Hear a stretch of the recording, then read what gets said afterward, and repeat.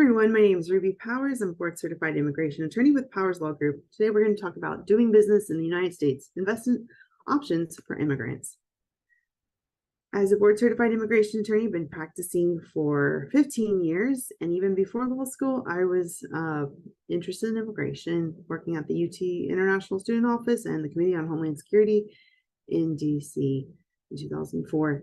I'm also an author and professor about law practice management and small business at South Texas College of Law and HCC, as well as an advocate for immigrants.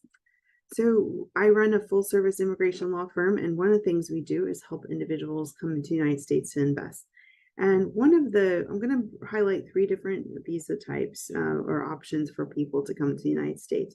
So the first one is the E2. So the treaty investor. So this is, you need to have, be a national that has a treaty with the United States to be eligible. For example, Pakistan has a treaty with the US, but India doesn't. Mexico does, but Venezuela doesn't, for example. Colombia, there's a lot of countries that are on the list, but Peru is not on the list, for example. So you have to look at that list to see if your country has a treaty with the United States and if you can come in. So this is for the investor. An employee can come in on this visa as well, but for the most part, we're talking about that treaty investor. And they need to make a substantial investment and proportional to the type of business. And their visa will be provided as long as, if it's approved, for a period of time that has reciprocity with the United States and the treaty, and then they'll be able to continue to renew it. For example, Mexico recently, like last year or so, increased their reciprocity to 5 years, so individuals can renew it every 5 years instead of every 1 year. And there's actually no limit to the amount of the length of period of time for continuing to extend their visa. So some of the things to consider would be being a national of a country in which the U.S. maintains a treaty of commerce and navigation. And let me just do a sidebar and just mention, if your spouse is a national of a country that has a treaty, then maybe you'd want to put the E2 under their name and have them be the primary, for example. So those are things to consider. Second prong is have invested or be actively in the process of investing a substantial amount of capital in a bona fide enterprise in the United States. So, okay, that's a mouthful. Have invested, so you have to either have shown that you have already done the investing, or you're actively like in the process, sort of you're doing it, but you usually need to have done some substantial already investment. Don't show that you're going to do it. You need to be in the middle or more, I would say. Substantial amount is proportional to the amount of what the business is normally worth, so that you can show that you're really sunk into it and you have skin in the game, as they would say, and a bona fide enterprise in the United States. Now, third prong is seeking to enter the US solely to develop and direct the investment of the enterprise. That's why you're coming here. And in fact, you need to be able to show that you write a statement saying that you still have ties to the U.S. and then, to your home country, sorry, and that you're going to intend to leave once this business venture is, when you close up or when you're done with it, so that you're not showing immigrant intent. The investment enterprise may not be marginal, so it needs to show that you've really put that investment into the business. So let's say the business is worth $1 million. You can't just put $200,000 into it, because that's only 1/5 of the amount. You would need to have invested more. Now, it also doesn't mean you have to pay in full, because you could have a payment plan, or in terms of your agreement for buying, that you pay the majority and then you're paying off the rest over time. So those are just some things to consider. The employee of the treaty investor can come along as well, but they need to be a national of the country, the national of the entity owner, and they would have to come in executive supervisory role. So this is an option for some that you might want to bring along with the business. So an E2 is a really great option, and a lot of people enjoy this. This definitely works, especially when you are the national of that treaty. Let's move on to the second one I'm going to mention, highlight, is the L1A, intercompany transferee executive or manager. But this is for generally for a new office L. So let's say that you own a company abroad and you want to make a new office here in the United States. And so if you're going to do that, you need to have worked abroad for the foreign company for 1 year in the last 3 years in a executive or managerial role, and that you're trying to establish a new location in the United States. And this would be for, you would demonstrate that you have a business plan and you have prospects to grow the business in the United States, and that you that you're intending to come here to grow the business and stay in the executive or managerial role. The benefit of the L1A is that if you have basically, if you're not a part of the treaty for the E2, then this is a great way with L1A. But also the other thing to consider is that this can give you a pathway to a green card. And L1A allows spouse to work, and also there's dual intent for the L. So that's another thing to mention. And I forgot to mention the E2 allows the spouse to work on the E2. But it's a non-immigrant visa. The E2 is a non-immigrant visa. L1A and L is a dual intent visa. So if you have intent to stay later on, then that's fine. Okay, so the L1A is we usually use this when individuals have companies abroad already and they want to make a new offices attached to the company and entity they had abroad. The one downside I'd say is that you have to keep the business going abroad. And some people, their intention and their bandwidth is to come and build at the US side. But that is something that you need to keep going, especially if you're intending to renew the L1 or move forward with like the green card as well. So those are just some things to consider. Now moving over to EB5. So this is the one most people hear about, but it's a lot more of it to invest.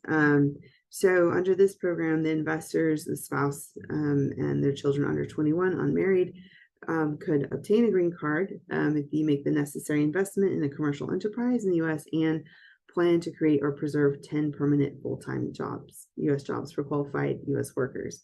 So for EB5, we're talking about $1,050,000 or investment, or $800,000 if in a targeted employment area.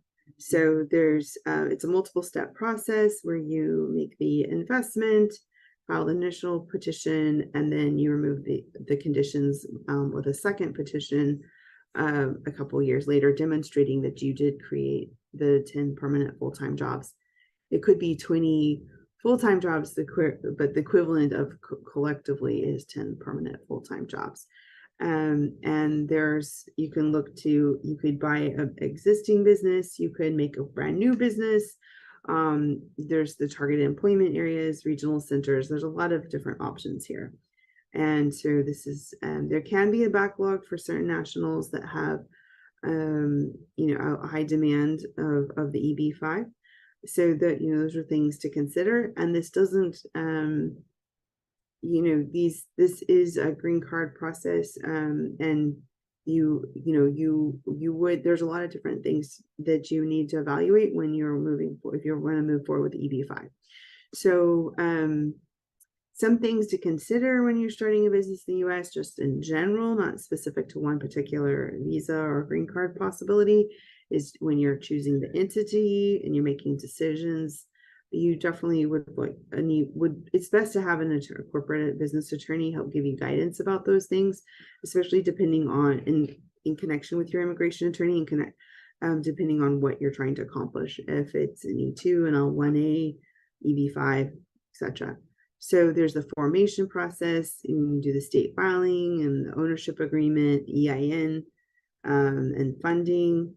And you want to look to see where you're going to do jurisdiction, as well as looking to tax. Is there direct ownership or corporate ownership, depending on the entity that you chose? is a pass-through tax, state income taxation, things to consider. We don't have state income tax in Texas, in a handful of states, but it's a lot, most of this is the majority of the states. You also want to look to estate taxation, and those are changing as well. So liability and management, those are things to consider. Capital needs, entity options. I really wouldn't skimp on having an advisor who's familiar with these things, to provide you the best advice possible. I once heard it said that when having a successful business, you need to have your chief of advisors, if you will, your chief advisors, your sort of your board of directors in a way, but I mean, just in an indirect way, the people that you advise you. And so when we're helping individuals invest in the United States, we're one of those people that you need to have in your toolkit, or whatever analogy we're using, to help you, give you guidance. Usually a strong business corporate attorney, a CPA, a banker, real estate agents usually get an immigration attorney, and just sort of build your team, and to help guide you. And those people know other people in the space and can help you as well. When you do a formation, you're usually Secretary of State, you choose a name, you make sure it's not too similar to something else. There's an ownership agreement. You're getting the employer identification number. When you have a social security number, this allows you to be a lot more faster to getting the EIN, but it's like your social security number for your business. And that will open up the key to having a bank account, file taxes, hire employees, and having a lot more options and building credit and things like that. There's also funding between cash, other assets, building credit. Those are all important to running a business.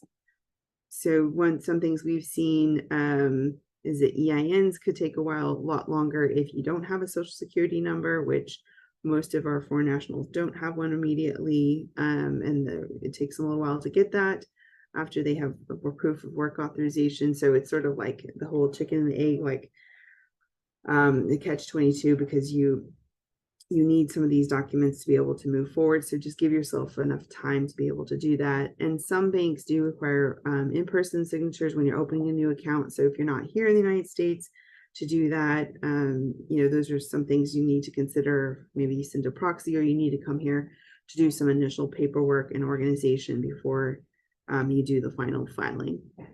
Okay, so that was a quick overview, but we've helped a lot of individuals, investors come from multiple countries, and we do have attorneys and staff that speak English, Spanish, Ukrainian, Russian, Turkish, French, and Portuguese. So if you need help in any of the matters that we discussed, feel free to give us a call. We're going to be doing more webinars the rest of the month, including immigration court, motions to reopen, and conditional residency. What is the I-751? So you can reach us everywhere. There's so many different places, from our phone number, 713-589-2085, to our website, Ruby Powers Law. You can get on this QR code here and get added to our newsletter, as well as our social media. We have a location in Houston and the Heights, as well as Woodlands. And we are full service immigration practice, so we can help you with your U.S. immigration needs, regardless of where you live. So please give us a call if you have any questions, and feel free to share this with somebody else if you find that this could be helpful to them. And thanks for watching, and we'll see you next time.